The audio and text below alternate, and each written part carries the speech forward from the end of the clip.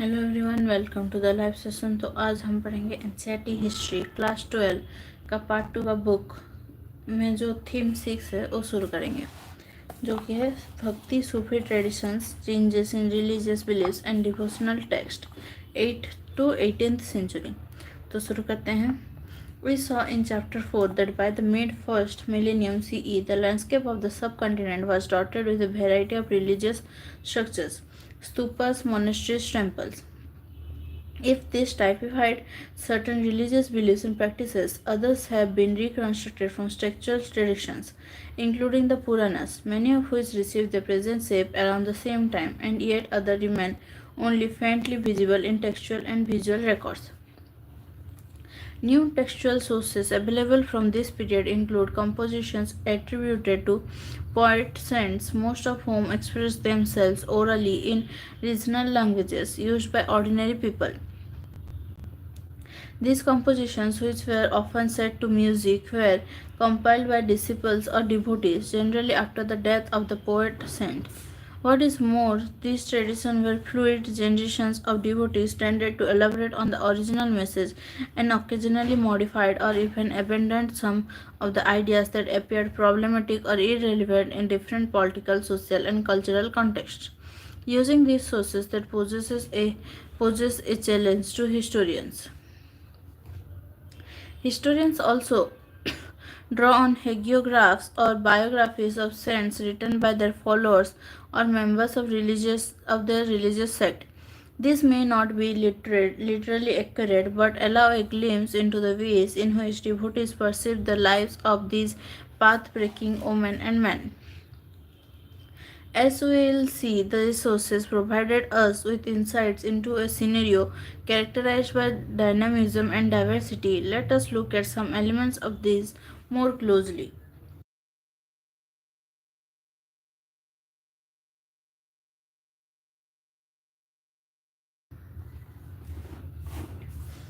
A mosaic of religious beliefs and practices. Perhaps the most striking feature of this phase is the increasing visibility of a wide range of gods and goddesses in sculptures as well as in text. At one level, this indicates the continued and even extended worship of the major deities Vishnu, Shiva, and the goddess, each of whom was visualized in a variety of forms. The integration of cults. Historians who have tried to understand these developments suggest that there were at least two processes at work. One was a process of disseminating Brahmanical ideas. This is exemplified by the composition, compilation, and preservation of Puranic texts in simple Sanskrit verse, explicitly meant to be accessible to women and Sudras, who were generally excluded from Vedic learning. At the same time, there was a second process at work, that of the Brahmanas accepting and reworking the beliefs and practices of these and other social categories. In fact, many beliefs and practices were shaped through a continuous dialogue between what sociologists have described as great Sanskritic Puranic tradition and little tradition throughout the land. One of the most striking examples of this process is evident at Puri, Odisha, where the principal deity was identified by the 12th century as Jagannatha, literally the Lord of the world, a form of Vishnu. Great and Little Tradition. The terms Great and Little Traditions were coined by a socialist named Robert Redfield in the 20th century to describe the cultural practices of peasant societies. He found that peasants observed rituals and customs that emanated from dominant social categories, including priests and rulers. These he classified as part of a great tradition. At the same time, peasants who followed local practices that did not necessarily correspond with those of the great tradition, these he included within the category of little tradition. He also noticed that both great and little tradition changed over time through a process of interaction. While scholars accept the significance of these categories and processes, they are often uncomfortable with the hierarchy suggested by the terms great and little. The use of quotation marks for great and little is one way of indicating this.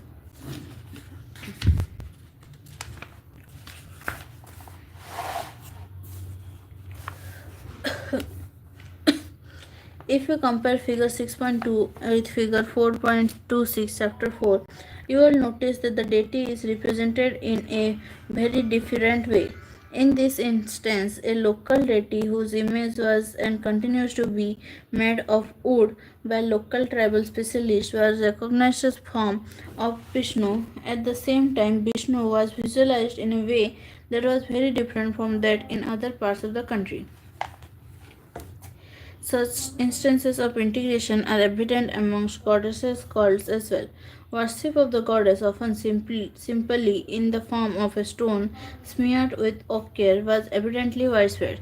These local deities were often incorporated with the Puranic framework by providing them with an identity as a wife of the principal male deities. Sometimes they were equated with Lakshmi, the wife of Vishnu, in other instances with Parvati, the wife of Shiva. Difference and conflict.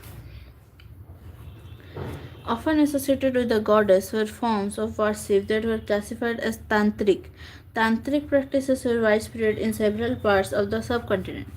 They were open to women and men, and practitioners often ignored differences of caste and class within the ritual context. Many of these ideas influenced Sufism as well as Buddhism, especially in the eastern, northern, and southern parts of the subcontinent. All of these somewhat divergent and even disparate beliefs and practices would come to be classified as Hindu over the course of the next millennium. The divergence is perhaps most stark if you compare Vedic and Puranic traditions. The principal deities of the Vedic pantheon, Agni, Indra, and Soma, become marginal figures rarely visible in textual or visual representations, and while we can catch a glimpse of Vishnu, Shiva, and the goddess in Vedic mantras, these have little in common with the elaborate Puranic mythologies. However, in spite of these obvious discrepancies, the Vedas continue to be referred as authoritative. Not surprisingly, there were sometimes conflicts as well. Those who valued the Vedic tradition often condemned practices that went beyond the closely regulated contact with the divine through the performance of sacrifices or precisely chanted mantras. On the other hand, those engaged in tantric practices frequently ignored the authority of the Vedas. Also, devotees often tended to project their chosen deity, either Vishnu or Shiva, as supreme. Relations with other traditions such as Buddhism or Jainism were also often fraught with tension, if not open conflict. The tradition of devotion or bhakti need to be located within this context. Devotional worship had a long history of almost 1,000 years before the period we are considering. During this time, expression of devotion ranged from the routine worship of deities within temples to ecstatic adoration where devotees attend a trance-like state. The singing and chanting of devotional composition was often a part of such modes of worship. This was particularly true of the Vaishnava and Shaiva sects. Poems of prayer, early traditions of bhakti. In the course of the evolution of these forms of worship, in many instances, poet saints emerged as leaders around whom there developed a community of devotees. Further, while Brahmanas remained important intermediaries between gods and devotees in several forms of bhakti, this tradition also accommodated and acknowledged women and the lower caste categories considered ineligible for liberation within the orthodox Brahmanical framework. What also characterized traditions of bhakti was a remarkable diversity. At a different level, historians of religions often classify bhakti tradition into two broad categories: saguna with attributes and nirguna without attributes. The former included traditions that focused on the worship of specific deities such as Shiva, Vishnu, and his avatars or reincarnations, and forms of goddess or Devi, all often conceptualized and anthropomorphic forms. Nirguna Bhakti, on the other hand, was worship of an abstract form of God. The Alvars and Nayanas of Tamil Nadu. Some of the earliest Bhakti movements, 6th century, were led by Alvars, literally those who are immersed in devotion to Vishnu, and Nayanars, literally leaders who were devotees of Shiva. They traveled from place to place singing hymns in Tamil in praise of their gods. During their travel, the Alvars and Nayanars identified certain shrines as adopts of their chosen deities. Very often, large temples were later built at these sacred places. This developed as centers of pilgrimage. Singing composition of these poet saints became part of temple ritual in these shrines, as did worship of the saint's image. Attitude towards caste. Some historians suggest that the Alvars and Nayanars initiated a movement of protest against the caste system and the dominance of Brahmanas, or at least attempted to reform the system. To some extent, this is corroborated by the fact that Bhakti hailed from diverse social backgrounds ranging from Brahmanas to artisans and cultivators, and even the castes considered untouchable. The importance of the tradition of the Alvars and Nayanas was sometimes indicated by the claim that their composition were as important as the Vedas. For instance, one of the major anthologies of composition by the Alvars, the Nalaira Divya Prabandham, was frequently described as the Tamil Veda, thus claiming that the text was as significant as the four Vedas in Sanskrit that were cherished by the Brahmanas. The Chaturvedin Brahmana versed in the four Vedas and the outcast. This is an excerpt from a composition of the Alvar named Tondaridi Podi, who was a Brahmana.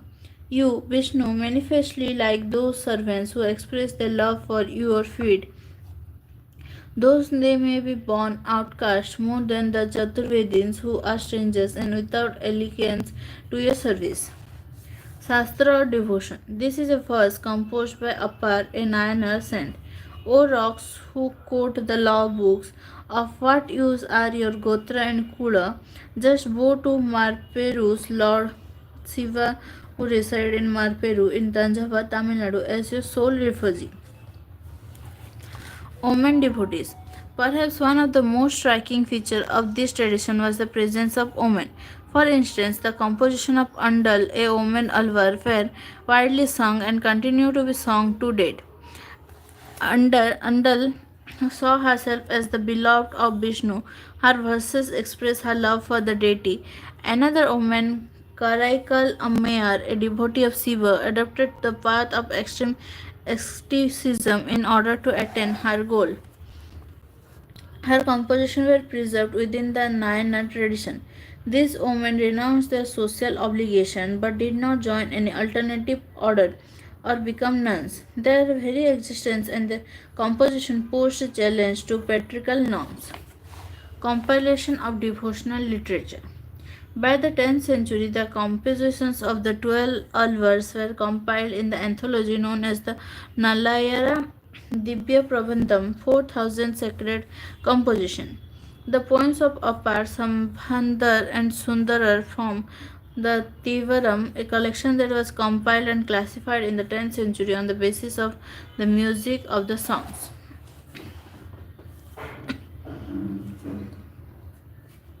A demon. This is an excerpt from a poem by Karaikal Ammayar in which she describes herself.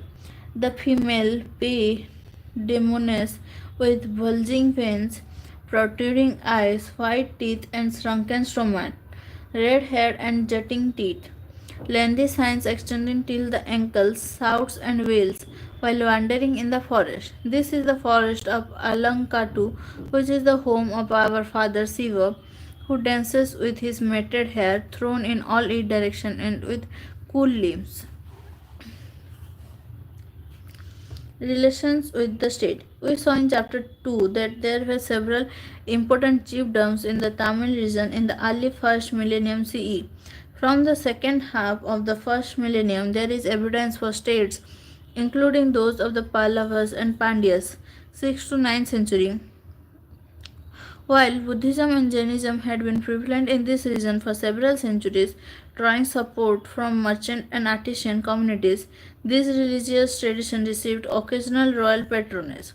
Interestingly, one of the major themes in Tamil Bhakti hymns is the poet's opposition to Buddhism and Jainism. This is particularly marked in the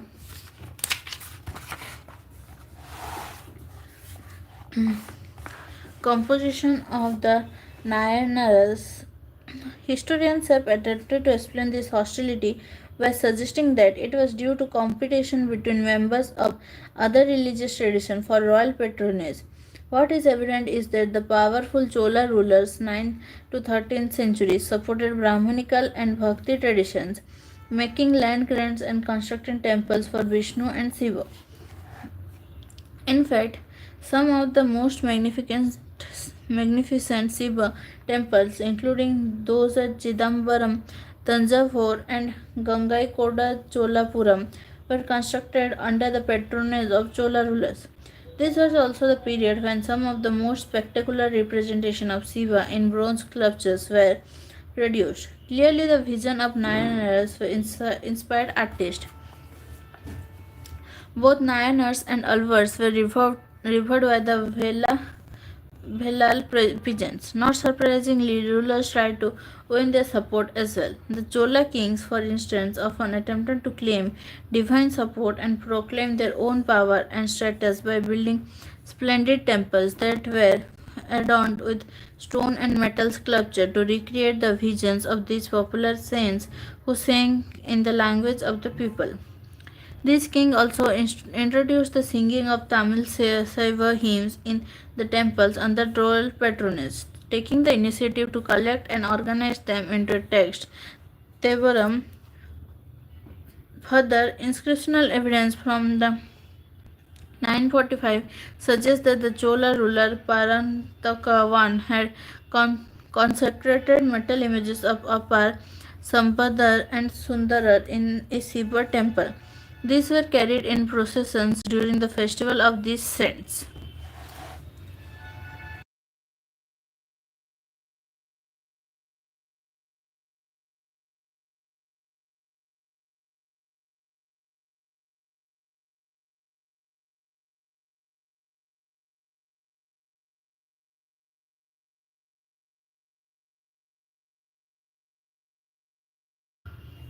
The Virasaiva tradition in Karnataka.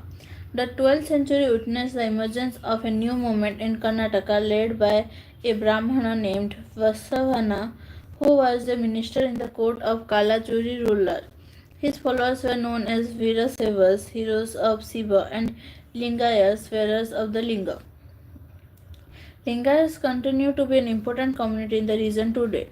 They worship Shiva in his manifestation as a linga, and men usually wear a small linga in a silver case on a loop strung over the left shoulder. Those who are revered include the Jangama or wandering monks. Lingayas believe that on death the devotee will be united with Shiva and will not return to this world. Therefore, they do not practice funerary rites such as cremation, prescribed in the Dharma Shastras. Instead, they ceremonially bury their dead. The Lingayas challenge the idea of caste and the pollution attributed to certain groups by Brahmanas. They also question the theory of rebirth. These own them followers amongst those who were marginalized within the Brahmanical social order. The Lingayas also encourage certain practices disapproved in the Dharma Shastras, such as post puberty marriage and the remarriage of widows. Our understanding of the Virasaiva tradition is derived from Vachanas, literally sayings, composed in Kannada by women and men who joined the movement. Rituals and the real world. Here is a Vachana composed by Vasavana. When they see a serpent carved in stone, they pour milk on it. If a real serpent comes, they say, kill, kill. To the servant of the god who could eat if served, they say, go away, go away. But to the image of the god which cannot eat, they offer dishes of food.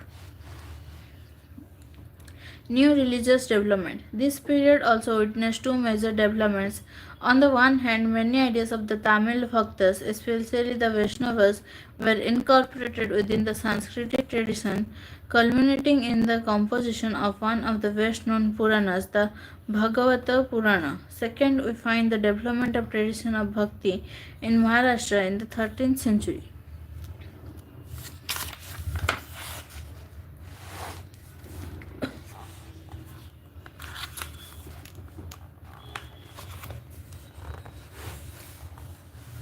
Religious ferment in North India. During the same period in North India, deities such as Vishnu and Shiva were worshipped in temples, often built with the support of rulers. However, historians have not found evidence of anything resembling the compositions of the Alvars and Nayanars till the 14th century. How do we account for this difference? Some historians point out that in North India this was the period when several Rajput states emerged. In most of these states, Brahmanas occupied positions of importance, performing a range of secular and ritual functions. There seems to have been little or no attempt to challenge their position directly. At the same time, other religious leaders who did not function within the orthodox Brahminical framework were gaining ground. These include the Naths, Yogis, and Siddhas. Many of them came from artisanal groups, including weavers, who were becoming increasingly important with the development of organized craft production. Demand for such production grew with the emergence of new urban centers and long distance trade with Central Asia and West Asia. Many of these new religious leaders questioned the authority of the Vedas and expressed themselves in language spoken by ordinary people, which developed over centuries into ones used today. However, in spite of their popularity, these religious leaders were not in a position to win the support of the ruling elites. A new element in this situation was the coming of the Turks, which culminated in the establishment of the Delhi Sultanate, 13th century. This undermined the power of many of the Rajput states, and the Brahmanas who were associated with these kingdoms. This was accompanied by marked changes in a realm of culture and religion. The coming of the Sufis was a significant part of this development. New strengths in the fabric Islamic tradition. Just as the regions within the subcontinent were not isolated from one another, so too contact with lands beyond the seas and mountains had existed for millennia. Arab merchants, for instance, frequented ports along the western coast in the first millennium CE, while Central Asian people settled in the northwestern parts of the subcontinent during the same period. From the 7th century, with the advent of Islam, these regions became part of what is often termed the Islamic world, faiths of rulers and subjects. One axis of understanding the significance of these connections that is frequently adopted is to focus on the religions of ruling elites. In 1711, an Arab general named Muhammad Qasim conquered Sindh, which became part of the Caliph's domain. Later, 13th century, the Turks and the Afghans established the Delhi Sultanate. This was followed by the formation of sultanates in the Deccan and other parts of the subcontinent. Islam was an acknowledged religion of the rulers in several areas. This continued with the establishment of Mughal Empire in the 16th century, as well as in many of the regional states that emerged in the 18th century. Theoretically, Muslim rulers were to be guided by the ulama, who were expected to ensure that they rule according to the Sharia. Clearly, the situation was complicated in the subcontinent, where there were populations that did not subscribe to Islam. It is in this context that the category of jimmi, meaning protected, derived from Arabic word jimma, protection, developed for people who followed revealed scriptures, such as Jews and Christians, and lived under Muslim rulership. They paid a tax called jizya and gained the right to be protected by Muslims. In India, this status was extended to Hindus as well. As you will see, rulers such as the Mughals came to regard themselves as emperor of not just Muslim but of all people. Ulma, plural of alim, or one who knows, are scholars of Islamic studies. As preservers of this tradition, they perform various religious, judicial, and teaching functions. Sharia. The Sharia is the law governing the Muslim community. It is based on the Quran and the Hadith tradition of the Prophet, including a record of his remembered words and deeds. With the expansion of the Islamic rule outside Arabia, in areas where custom and traditions were different, Qiyas, reasoning by analogy, and Ijma, consensus of the community, were recognized as two other sources of legislation. Thus, the Sharia evolved from the Quran, Hadith, Qiyas, and Ijma.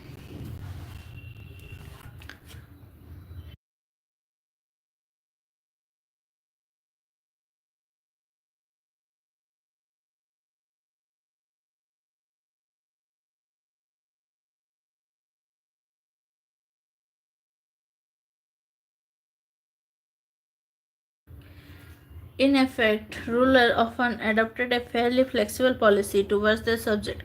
For instance, several rulers kept land endowments and granted tax exemptions to Hindu, Jaina, Zoroastrian, Christian, and Jewish religious institutions, and also expressed respect and devotion towards non-Muslim religious leaders. These claims were made by several rulers, including Akbar and Aurangzeb. A church in Khambat. This is an excerpt from a Farman imperial order issued by Akbar in 1598, whereas it reads our eminent and holy notice that the Padris, fathers of the Holy Society of Jesus, wished to build a house of prayer church in the city of Khambat in Gujarat. Therefore, an exalted mandate is being issued that the dignitaries of the city of Khambat should in no case stand in their way, but should allow them to build a church so that they may engage themselves in their own worship. It is necessary that the order of the emperor should be obeyed in every way. Reference for the Jogi. Here is an excerpt from a letter written by Aurangzeb to a Jogi in 1661 to 62. The possessor of the sublime station, Shiv Murat, Guru Anand Nath Jio. May your reference remain in peace and happiness ever under the protection of Sri Shiv Jio. A piece of cloth for the cloak and a sum of 25 rupees which have been sent as an offering will reach your reverence. Your reverence may write to us whenever there is any service which can be rendered by us.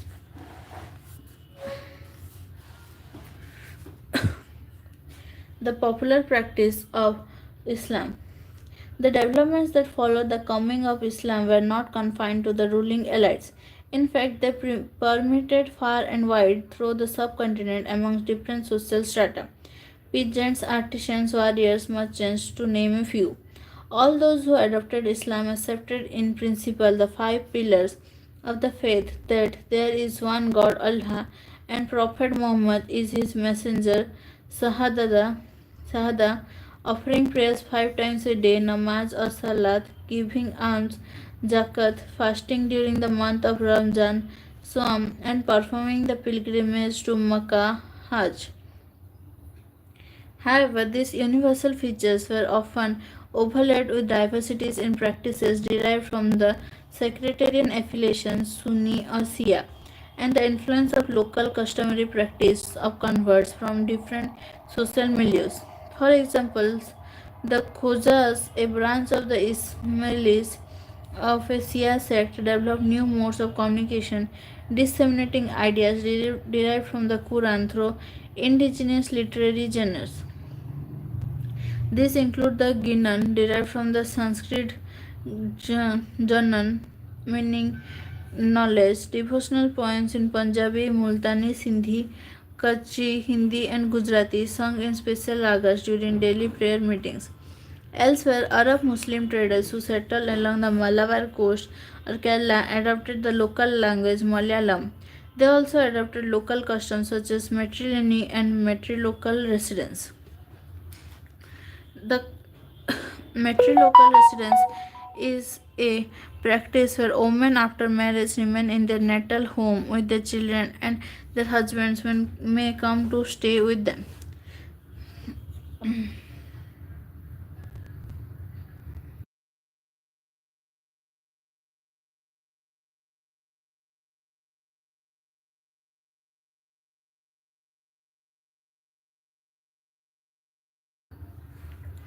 The complex blend of a universal faith with local tradition is perhaps best exemplified in the architecture of mosque. Some architectural features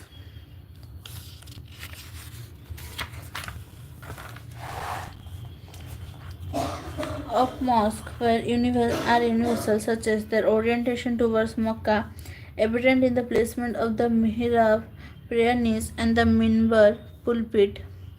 However, there are several features that show variations, such as roofs and building materials. Names for communities.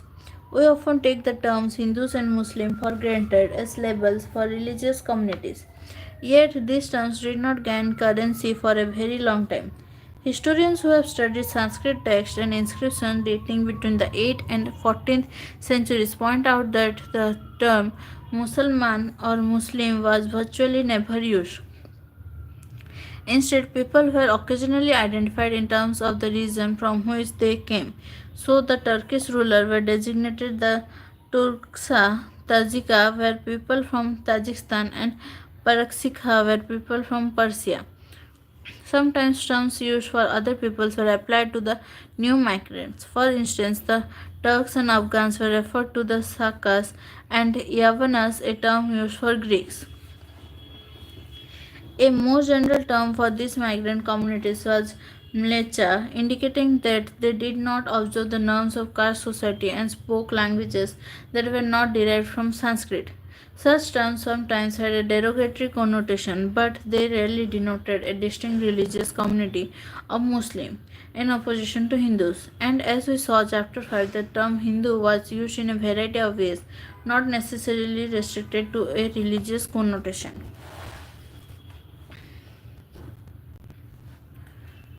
The growth of Sufism. In the in the early centuries of Islam, a group of religious minded people called Sufis turned to asceticism and mysticism in protest against the growing materialism of the Caliphate as a religious and political institution. They were critical of the dogmatic definitions and scholastic methods of interpreting the Quran and Sunnah, tradition of the Prophet, adopted by theologians. Instead, they laid emphasis on seeking salvation through intense devotion and love for God by following his commands and by following the example of the Prophet Muhammad, whom they regarded as a perfect human being. The Sufis thus sought an interpretation of the Quran on the basis of their personal experience.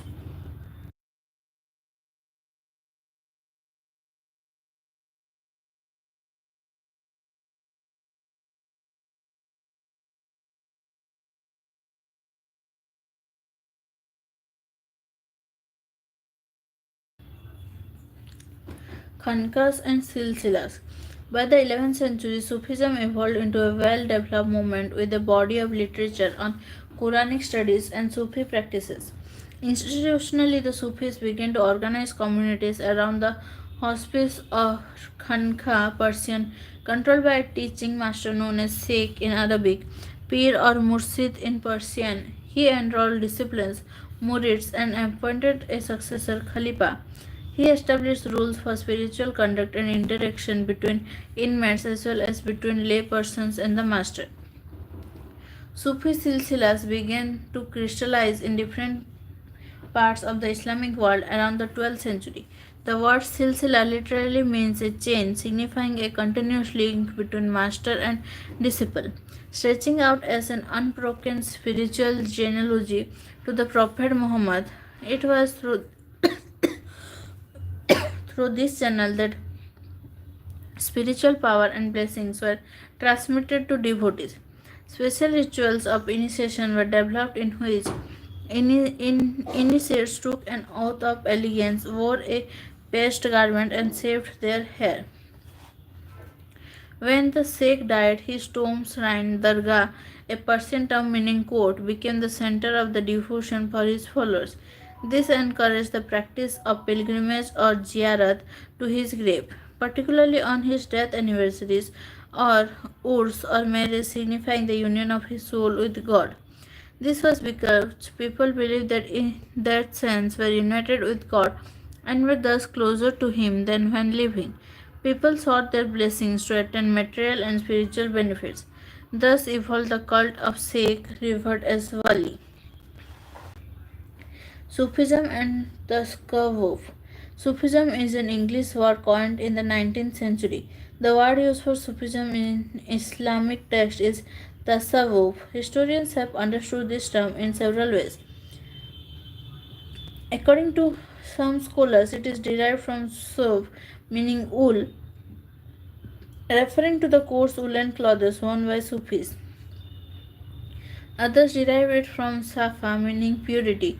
It may also have been derived from Sufa, the platform outside the Prophet's mosque, where a group of close followers assembled to learn about the faith. Names of silsilas. Most Sufi lineages were named after a founding figure. For example, the Qadri order was named after Sheikh Abdul Qadir Jilani. However, some like the Chishti order were named after their place of origin, in this case the town of Chisht in central Afghanistan.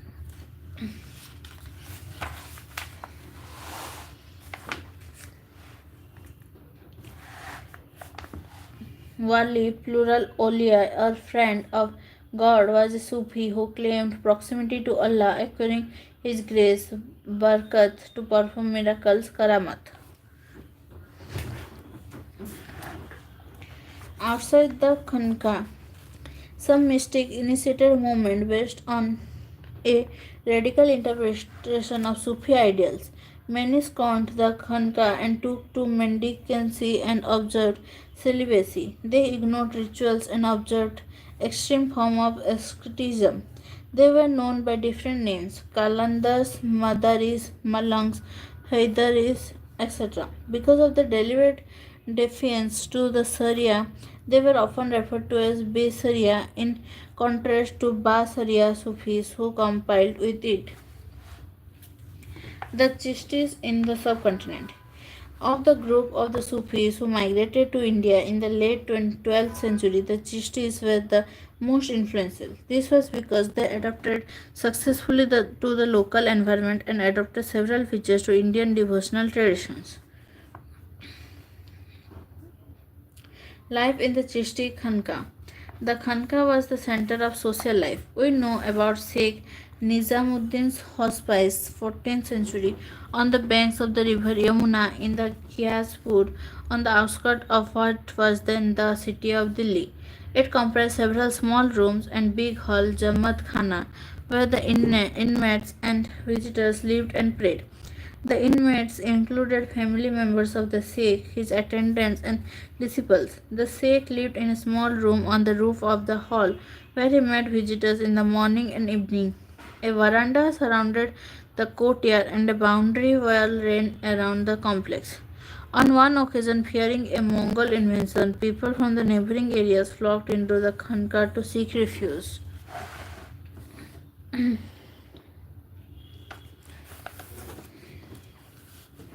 There was an open kitchen, langar run on foot, unasked for charity from morning till late night. People from all walks of life, soldiers, slaves, singers, merchants, poets, travelers, rich and poor, Hindu yogis and kalandars, came seeking discipleship, amulets for healing, and the intercession of the sick in various matters. Other visitors included poets such as Amir Hassan Sizi and Amir Khusro and the court historian Ziauddin Barani, all of whom wrote about the Sikh. Practices that were adopted including bowing before the Sikh, offering water to visitors, shaving the heads of initiates, and yogic exercises represented intercession of the Sikh in represented visitors including poets such as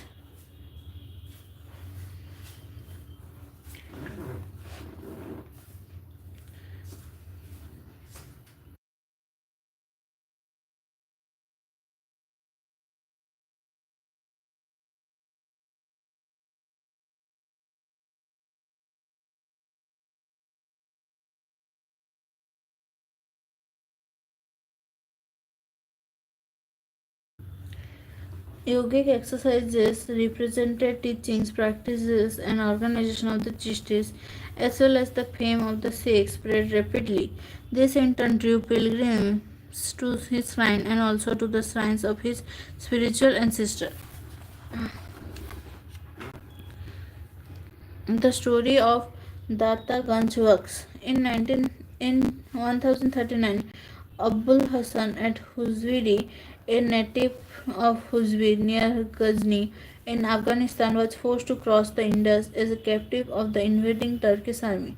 He settled in Lahore and wrote a book in Persian called the Khas-ul Mahzub, Unveiling of the Veiled, to explain the meaning of Afghanistan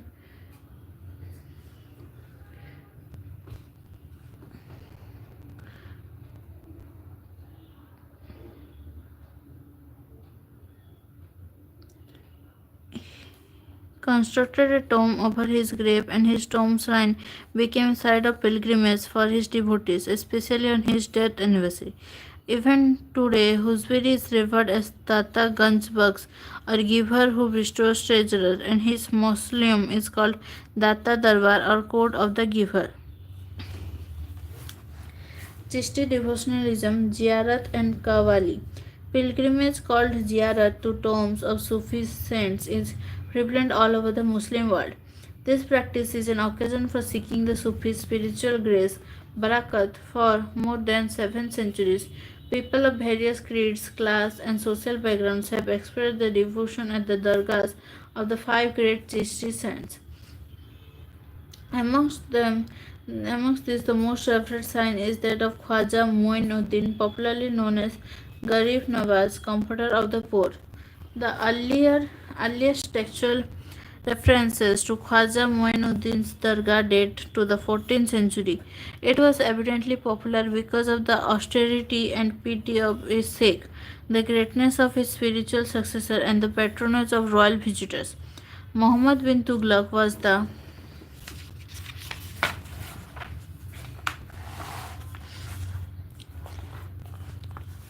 first sultan to visit the shrine, but the earliest construction to the house the tomb was funded in the late 15th century by Sultan Ghiyasuddin Khalji of Mala. Since the shrine was located on the trade route linking Delhi and Gujarat, it attracted a lot of travelers. By the 16th century, the shrine had become very popular. In fact, it was the spirited singing of pilgrims bound for Ajmer that inspired Akbar to visit the tomb. He went there 14 times, sometimes 2 or 3 times a year, to seek the blessing for new conquest, fulfillment of vows, and the birth of sons. He maintained this tradition until 1580. Each of these visits was celebrated by generous gifts, which were recorded in the imperial documents. For example, in 1568, he offered a huge cauldron dek to facilitate cooking for pilgrims. He also had a mosque constructed within the compound of the dargah.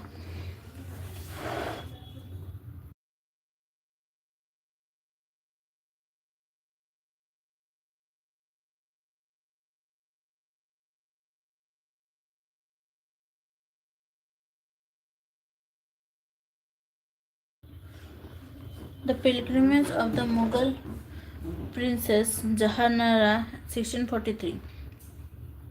The following is an excerpt from Jahanara's biography of Sheikh Moinuddin Chishti titled Munis al-Arwa, the Confident on Spirits.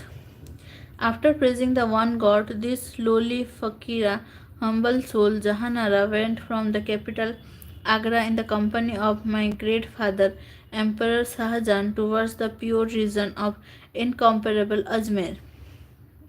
I was committed to this idea that every day in every station I would perform 2 cycles of optional prayers. For several days I did not sleep on a leopard skin at night. I did not extend my feet in the direction of the blessed sanctuary of the Reverend Saving Master, and I did not turn my back towards him. I passed the days beneath the trees. On Thursday, the fourth of the blessed month of the Ramzan, I attend the happiness of pilgrimage to the illuminated and the perfumed tomb. With an hour of daylight remaining, I went to the holy sanctuary and rubbed my pale face with the dust of that threshold from the doorway to the blessed tomb. I went barefoot, kissing the ground. Having entered the dome, I went around the light-filled tomb of my master 7 times. Finally, with my own hands, I put the finest quality of ether on the perfumed tomb of the Reverend One, and having taken off the rose scarf that I had on my head, I placed it on the top of the blessed tomb. The lamp of the entire field. Each Sufi shrine was associated with distinctive features. This is what an 18th century visitor from the Deccan Dargah, Kuli Khan, wrote about the shrine of Nasiruddin Chirghwan, Delhi in his Morka-I Delhi album of Delhi. The Sheikh in the grave is not the lamp of Delhi but of the entire country. People turn up there in crowds, particularly on Sunday.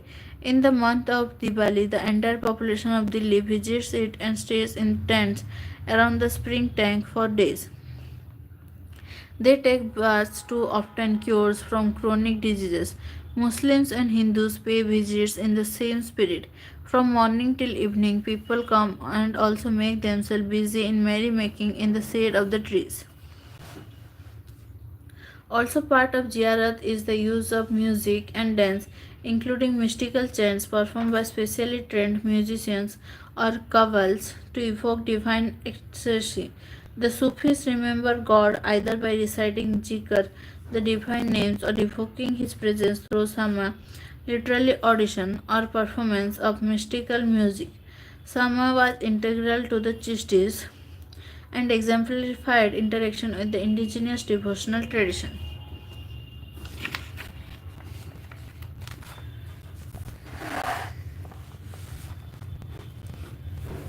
Languages and communication. It was not just in Sama that the Chishtis adopted local languages. In Delhi, those associated with the Chishti Silsila conversed in Hindavi, the language of the people. Other Sufis such as Baba Farid composed verses in local language, which were incorporated in the Guru Granth Sahib. Yet others composed long poems of Masnavis to express ideas of divine love using human love as an allegory.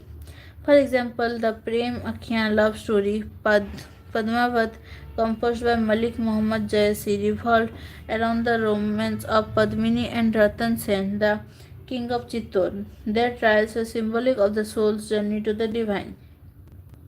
Such poetic compositions were often recited in hospices, usually during Sama. Amir Khusro and the Call. Amir Khusro, the great poet, musician, and disciple of Sheikh Nizamuddin Aulia, gave a unique form to the Chishti Sama by introducing the Call, Arabic word meaning saying, a hymn sung at the opening or closing of Qawwali. This was followed by Sufi poetry in Persian, Hindavi, or Urdu, and sometimes using words from all these languages. Qawwals, those who sing these songs at the shrine of Sheikh Nizamuddin Aulia, always start their recital with the call. Today, Qawwali is performed in shrines all over the subcontinent. A different genre of Sufi poetry was composed in and around the town of Bijapur, Karnataka. These were short poems in Dhakkani, a variant of Urdu, attributed to Chishti Sufis who lived in this region. During the 17th and 18th centuries, these poems were probably sung by women while performing household chores like grinding grain and spinning. Other compositions were in the form of Lurinama or lullabies and Sadinama or wedding songs. It is like that the Sufis of this region were inspired by the pre-existing Bhakti tradition of the Kannada Vachanas of the Lingayats and the Marathi Abhangs of the sons of Pandharpur. It is through this medium that Islam gradually gained a place in the villages of the Deccan.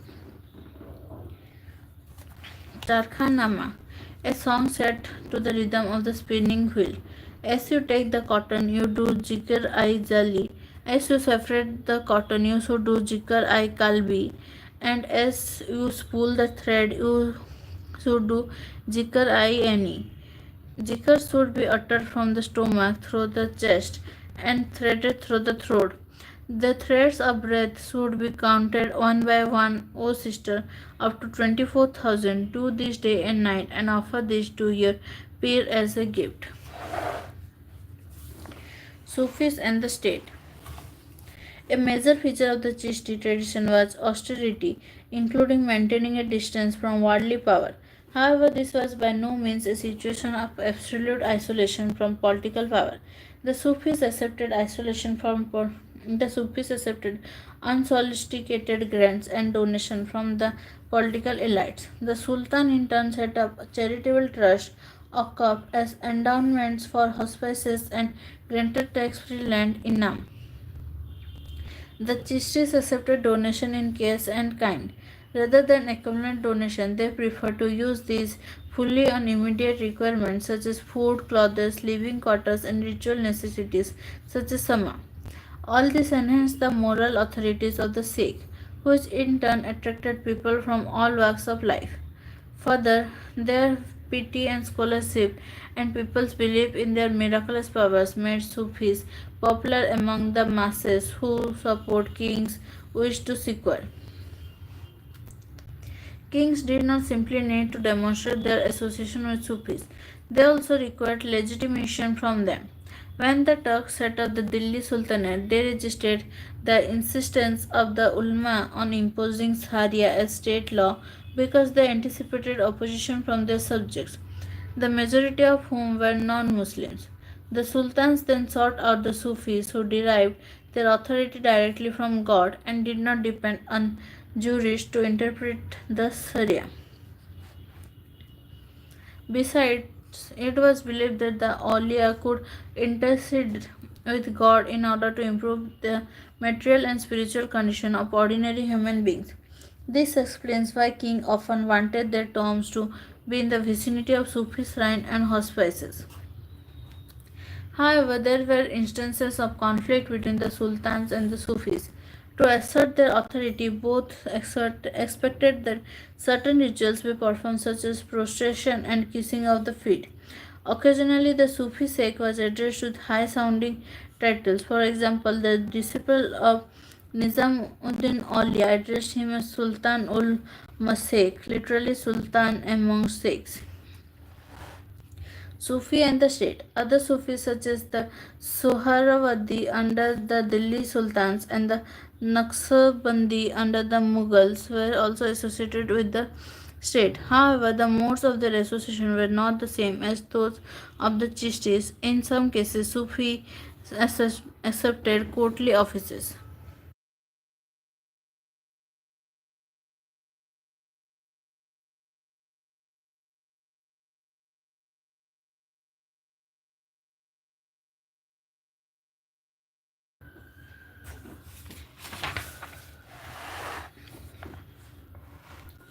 Declining a royal gift. This excerpt from a Sufi text describes the proceeding at Sheikh Nizamuddin Aulia's hospice in 1313. I, the author Amir Hassan Sizi, has the good fortune of kissing his Sheikh Nizamuddin Aulia's feet. At this time, a local ruler had sent him the deed of ownership of 2 gardens and much land, along with the provisions and tools for their maintenance. The ruler had also made it clear that he was relinquishing all his rights to both the gardens and lands. The master had not accepted that gift. Instead, he had lamented, "What have I to do with gardens and fields and lands? None of our spiritual masters had engaged in such activity." Then he told an appropriate story. Sultan Ghiyasuddin, who at that time was still known as Ulugh Khan, came to visit Sheikh Fariuddin and offered some money and ownership deeds for 4 villages to the Sheikh, the money being for the benefit of the dervishes, Sufis, and the land for his use. Smiling, Sheikh al-Islam Fariuddin said, "Give me the money, I will dispense it to the dervishes. But as for those land deeds, keep them. There are many who long for them. Give them away to such persons." New devotional past, dialogue, and descent in northern India. Many poets saints engaged in explicit and implicit dialogue with these new social situation, ideas, and institutions. Let us now see how this dialogue found expression. We focus here on three of the most influential figures of the time.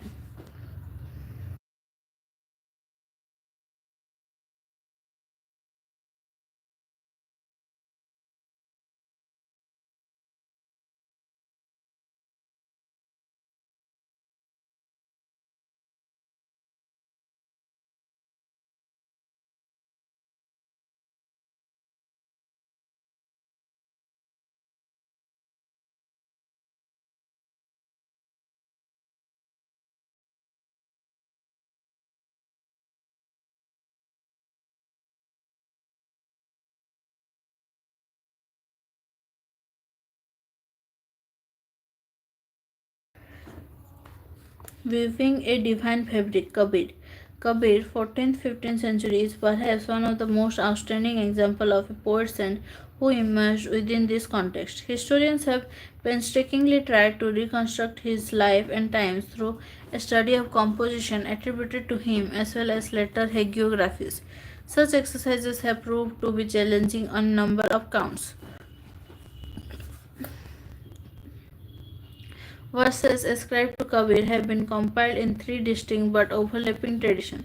The Kabir Bijak is preserved by the Kabir Panth, the path of or sect of Kabir, in Varanasi and elsewhere in Uttar Pradesh. The Kabir Granthwali is associated with the Dodu Panth in Rajasthan, and many of his compositions are found in the Adi Granth Sahib. All these manuscript compilations were made long after the death of Kabir. By the 19th century, anthologies of verses attributed to him circulated in print in regions as far as Bengal, Gujarat, and Maharashtra. Kabir's poems have survived in several languages and dialects, and some are composed in special languages of Nirguna poets, the Sant Bhasa. Others, known as Uladvansi, upside down sayings, are written in a form in which everyday meanings are inverted. This hint at the difficulties of capturing the nature of the ultimate reality in words. Expressions such as the lotus which blooms without flower or the fire raging in the ocean convey a sense of Kabir's mystical experiences.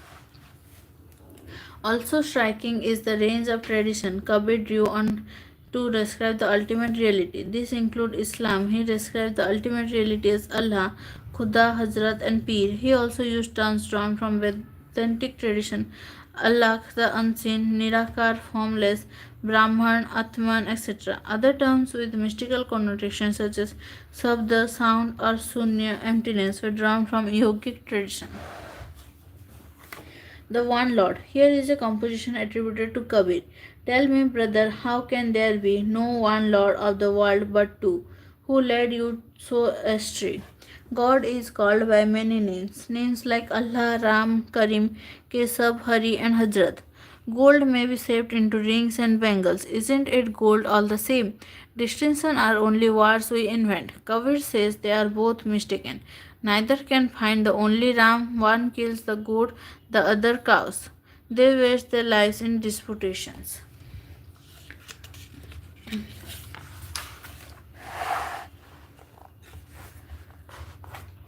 Diverse and sometimes conflicting ideas are expressed in these poems. Some poems draw on Islamic ideas and use monotheism and iconoclasm to attack Hindu polytheism and idol worship. Others use the Sufi concept of zikr and ishq, love to express Hindu practice of Nam Simran, remembrance to God's name.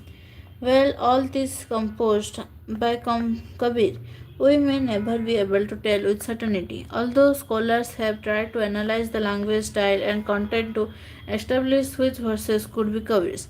What this rich corpus of verses also signifies is that Kabir was and is to be the present a source of inspiration for those who questioned entrenched religious and social institutions, ideas and practices in the search for the divine.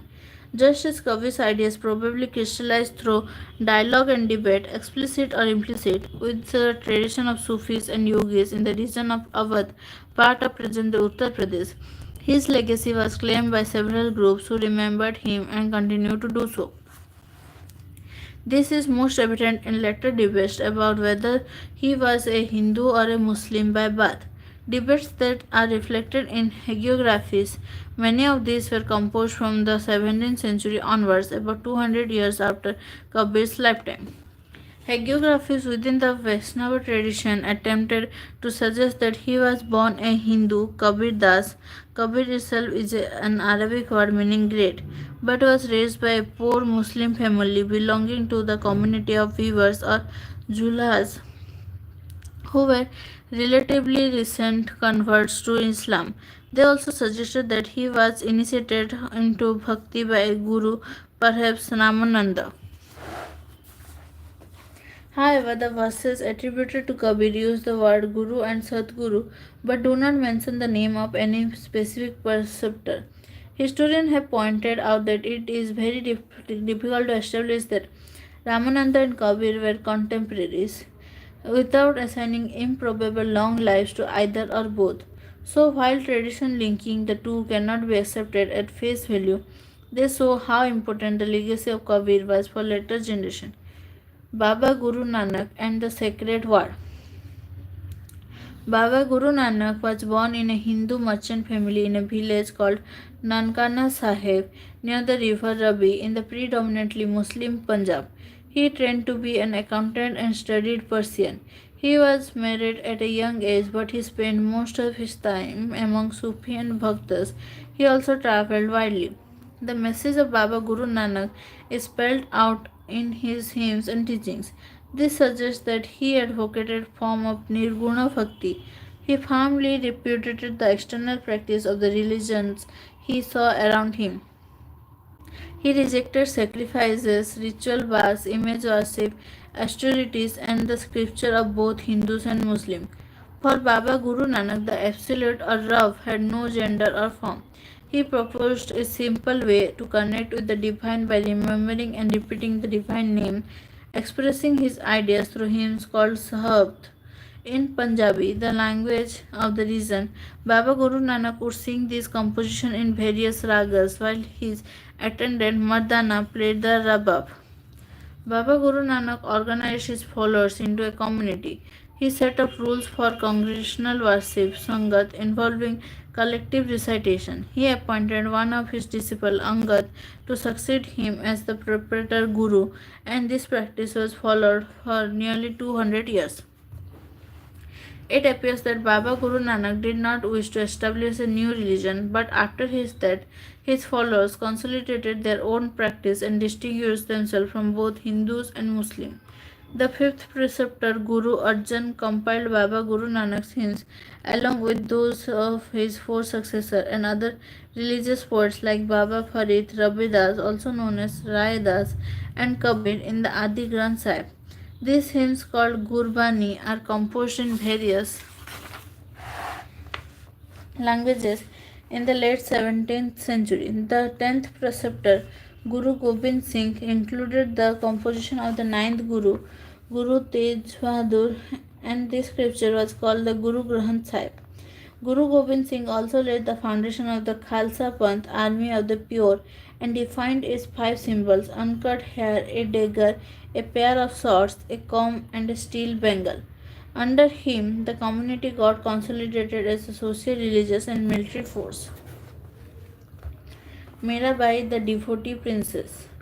Mirabai is perhaps the best known woman poet within the Bhakti tradition. Biographers have been reconstructed primarily from the bhajans attributed to her, which were transmitted orally for centuries. According to this, she was a Rajput princess from Metha in Marwar who was married against her wishes to a prince of Sisodia clan of Mewar, Rajasthan.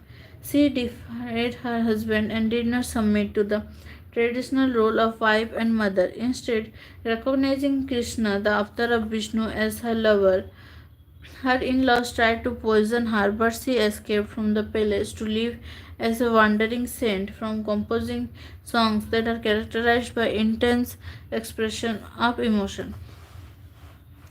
Love for the Lord. This is part of a song attributed to Mirabai. I will build a funeral pyre of sandalwood and aloe, light it by your own hand. When I am burnt away to cinders, smear this ash upon your limbs, let flame be lost in flame. In another verse he sings, what can Mewar's ruler do to me? If God is angry, all is lost. But what can the Rana do?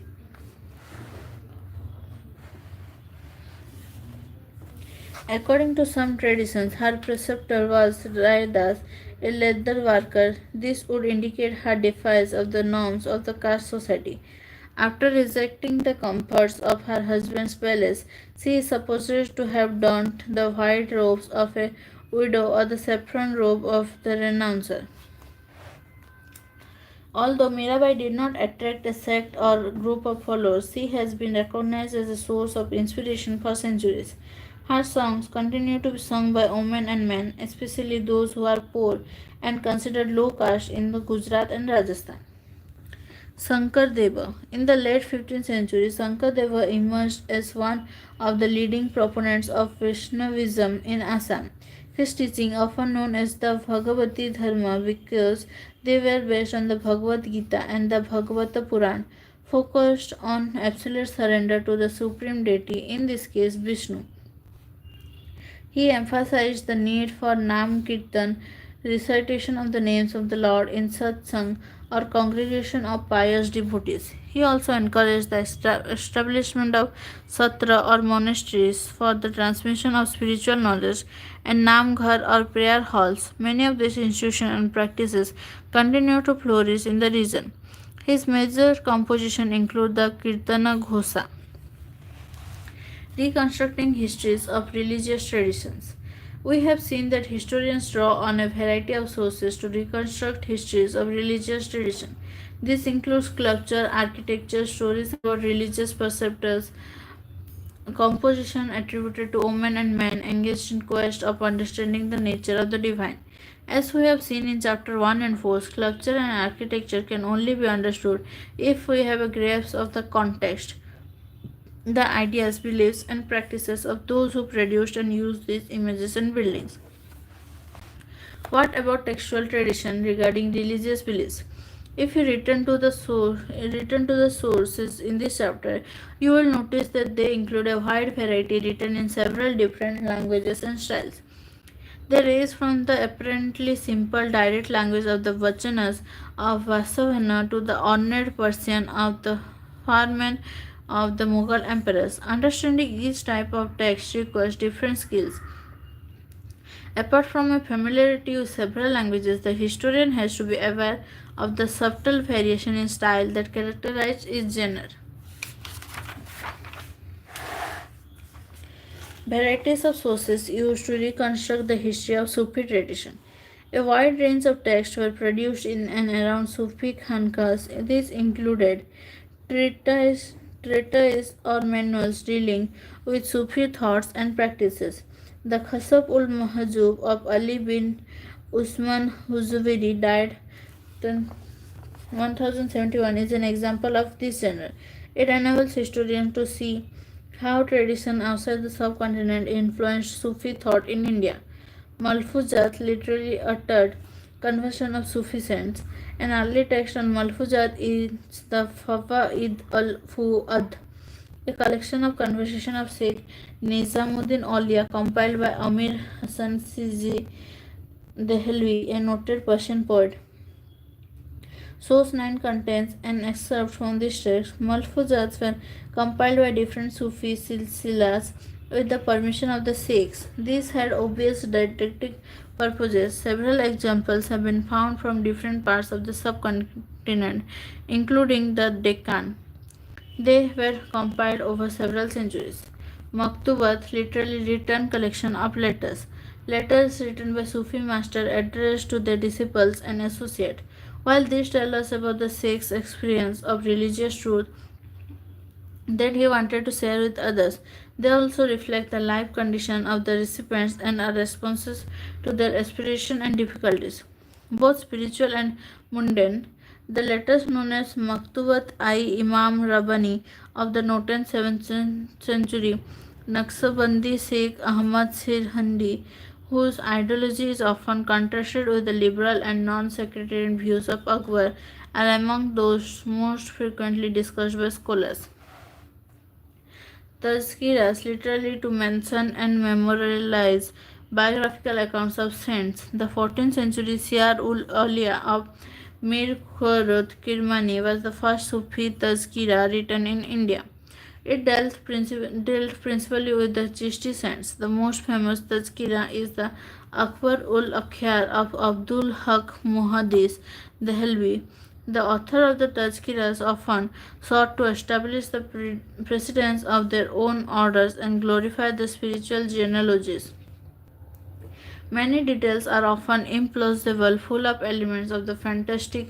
Still, they are great value for historians and help them to understand